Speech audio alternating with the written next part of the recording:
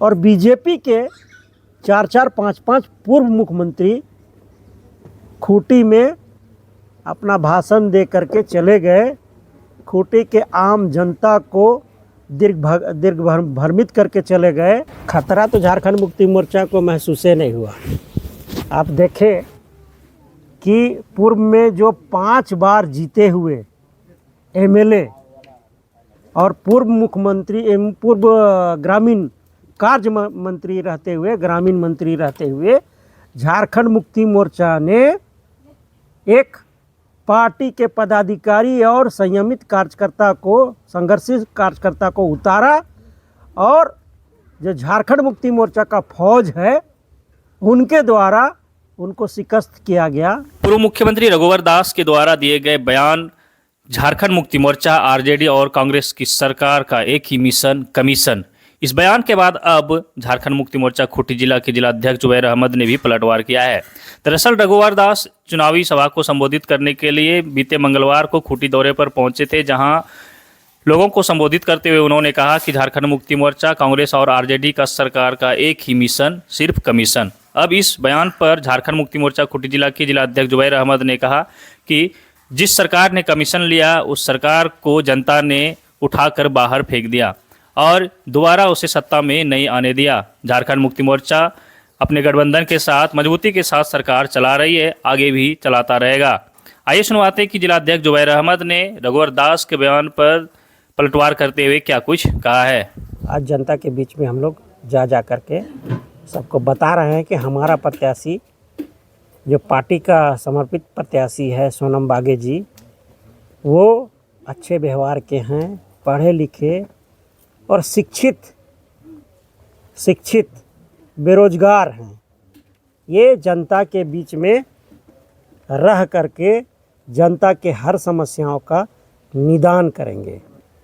निवेदन करते हैं कि ऐसे प्रत्याशी को हम लोग को समर्थन करना चाहिए और ऐसे प्रत्याशी को हम लोग को जिताना चाहिए जो नौजवान हैं और क्षेत्र में सक्रियता से काम करने वाली है। इसलिए हम पुनः सभी लोगों को निवेदन करते हैं कि हमारा जो चूड़ी छाप है 3 नंबर में, उनमें अपना बहुमूल्य मोहर लगा करके विजयी बनाने का काम करें। देखिए, चुनाव मैदान है ये, और चुनाव मैदान है तो चुनाव का दूसरा अर्थ बोलिए तो जंग का मैदान है। तो जंग का मैदान में जो लोग उतरे हुए हैं सबका स्वागत है और सबका सम्मान करते हैं, सब प्रत्याशी का भी सम्मान करते हैं, सब नेता लोग का भी सम्मान करते हैं। अब रह गया सवाल कि कौन प्रत्याशी और कौन नेता और कौन पार्टी के समर्पित प्रत्याशी क्या कर रहा है उससे हमको मतलब नहीं। हम क्या कर रहे हैं उसकी बात हम करते हैं। हम लोग जनता के बीच के प्रत्याशी को चुने हैं। झारखंड मुक्ति मोर्चा के जो समर्पित प्रत्याशी हैं, जिनका झारखंड मुक्ति मोर्चा प्रत्यक्ष रूप से मदद कर रहा है, वो हमारे बीच में जो प्रत्याशी हैं सोनम बागे जी, जिनका छाप है चूड़ियाँ, उनको हम लोग मैदान में उतारे हैं। और ये चलने वाली नहीं, दौड़ने वाली प्रत्याशी है। वो क्यों? क्योंकि इनका उम्र 30 साल है। दूसरा कि ये शिक्षिका भी हैं और ये बुद्धिजीवी वर्ग से भी आती हैं। बाकी जो भी पार्टी के प्रत्याशी हैं उनसे हमको लेना देना नहीं है। कल भारतीय जनता पार्टी की ओर से पूर्व मुख्यमंत्री रघुवर दास खूंटी आए थे। उन्होंने कहा कि झारखंड मुक्ति मोर्चा, कांग्रेस और जो आरजेडी का सरकार है, ये सरकार कमीशन के लिए सरकार बनी है। देखिए, सरकार कमीशन के लिए बनी है या जनता के हक और अधिकार की बात करने के लिए बनी है, जनता के समस्या को निदान करने के लिए बनी है, यह सर्वविदित है। पिछले बार जो झारखंड मुक्ति मोर्चा का जो सरकार बना था और हमारे जो नेता हैं हेमंत सोरेन जी, माननीय मुख्यमंत्री हेमंत सोरेन जी, उनका जो क्रियाकलाप रहा वो सीधे सीधे ज़मीनी स्तर से जुड़ के रहा। ज़मीनी स्तर के जो कार्यकर्ता हैं या ज़मीनी स्तर के जो आम पब्लिक है, नागरिक हैं, महिला हैं, उनका कैसे उत्थान हो उस पर वह विचार नहीं बल्कि काम किए और उनका परिणाम हुआ कि फिर से वो सरकार में फुल बहुमत के रूप में अपना बहुमत ला करके झारखंड में सरकार स्थापित किए। तो कमीशन की बात तो वहीं पर गौन हो जाती है।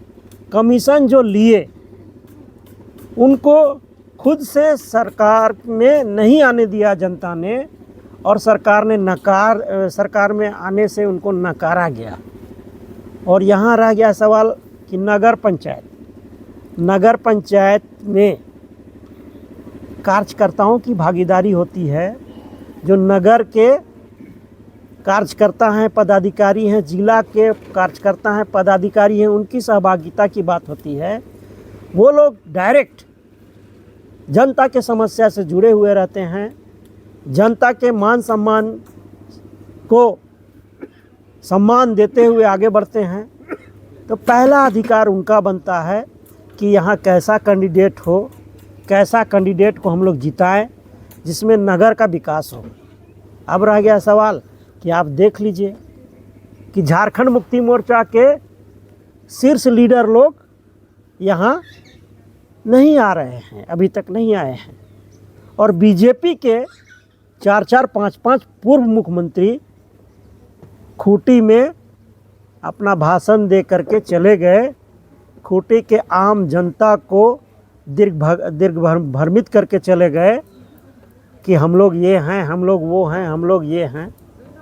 लेकिन जनता सीधे तौर पर एक्सेप्ट कर रही है कि माननीय हेमंत सोरेन के नेतृत्व में झारखंड में अच्छा से सरकार चलाया जा रहा है। और यही चीज़ जो है सो उनको उत्तर देने का काम कर रही है। एक और आरोप है कि मैया सम्मान योजना लाके सभी महिलाओं को देना था। मैया सम्मान योजना जिसका राशि 2500 था और महिलाओं की जो उम्र निर्धारित है उस उम्र का कुल लगभग 70 लाख आबादी है।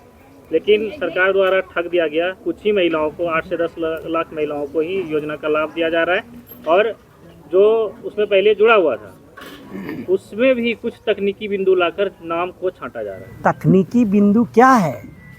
अगर कोई महिला का हस्बैंड बैंक में मैनेजर का काम करता है तो वही बताए ना, उनको सरकार के द्वारा बेनिफिट मिलना चाहिए कि नहीं मिलना चाहिए।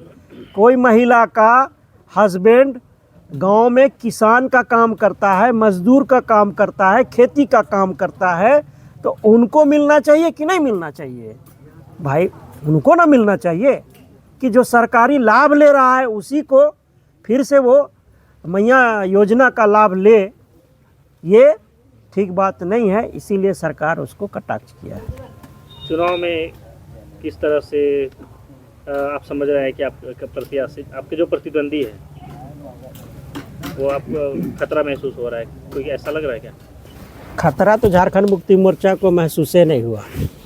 आप देखें कि पूर्व में जो 5 बार जीते हुए एमएलए और पूर्व मुख्यमंत्री एवं पूर्व ग्रामीण कार्य मंत्री रहते हुए, ग्रामीण मंत्री रहते हुए झारखंड मुक्ति मोर्चा ने एक पार्टी के पदाधिकारी और संयमित कार्यकर्ता को, संघर्षित कार्यकर्ता को उतारा और जो झारखंड मुक्ति मोर्चा का फौज है उनके द्वारा उनको शिकस्त किया गया। तो झारखंड मुक्ति मोर्चा लड़ाई के क्षेत्र में माहिर है, लड़ाई करना जानता है। और ये नगर पंचायत में भी झारखंड मुक्ति मोर्चा अपने काम के बदौलत, अपने व्यवहार के बदौलत जनता का दिल को जीत लिया है। और ये काउंटिंग में आपको पता चल जाएगा कि जनता ने किसको एक्सेप्ट किया और किसको दरकिनार किया। तो आपने सुना कि पूर्व मुख्यमंत्री रघुवर दास के बयान पर झारखंड मुक्ति मोर्चा के द्वारा किस तरह का प्रतिक्रिया रहा। तो चलिए फिलहाल बने रहिए हमारे साथ और देखते रहिए द झार न्यूज।